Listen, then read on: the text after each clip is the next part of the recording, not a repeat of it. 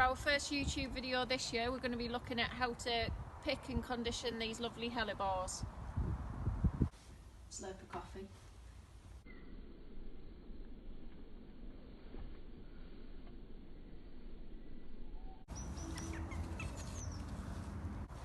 Right, so we're going to look at these hellebores for cutting.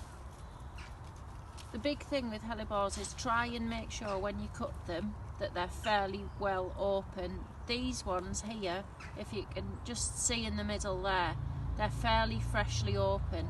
So I would try and avoid cutting those. If you can find some that are further open than these, more's the better. So if you look at this one here, this flower's been open for a lot longer. Now I know the middle bit there is less attractive, but that means that it's actually going to keep in a vase a lot longer. So this now is well on its way to setting its seed pods. The middle's just fallen away there. That there, you shouldn't have any problems with it wilting or drooping.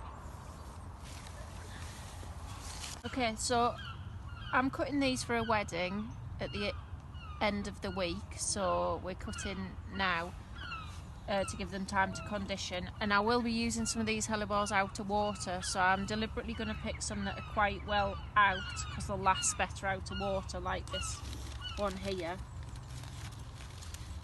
So I've just cut that right down at the base there, and that flower head's well established and quite far out. That one admittedly might struggle a little bit, but we'll show you how to condition these so they last longer in a minute. Okay, so we've brought all the hellebores back now out of the garden field, and what we're going to do now is condition them. So here, this isn't glass, this is made out of heat-proof Perspex. We've got that there, the kettle's boiling. We've got a bucket of water there, and it's really important with the conditioner hellebores that that is a high level of water in there and it's super cool.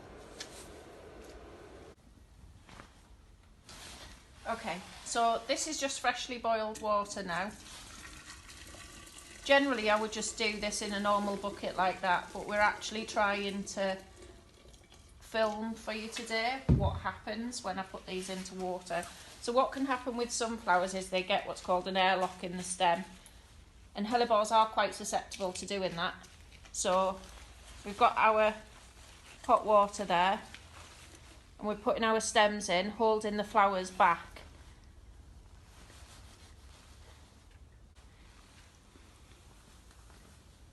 So I don't know, you might be able to see it better from the bottom there.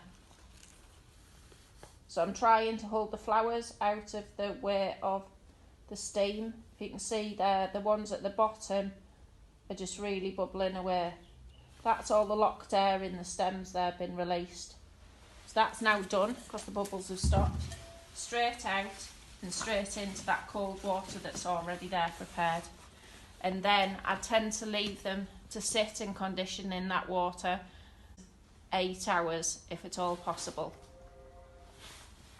So just as a recap, when you're cutting your hellebores, you want to be looking for the flowers that are further out ideally, and as a clue, they're either that one's there's brilliant and that's running to seed. If you can just see in the centre of that one there the difference between those two flowers. If you can see in the centre there the difference between those two flowers, that one there is running to seed. You can just see the seed pod forming in the middle there. Take them out, you cut them in your garden or your field, and you then dunk them in 2 centimetres into some boiling hot water till the bubbles disappear, and then pop them in a bucket of cool water for about 8 hours, and then you're happy, and they're happy rather, and you can start working with them. It's bloody freezing.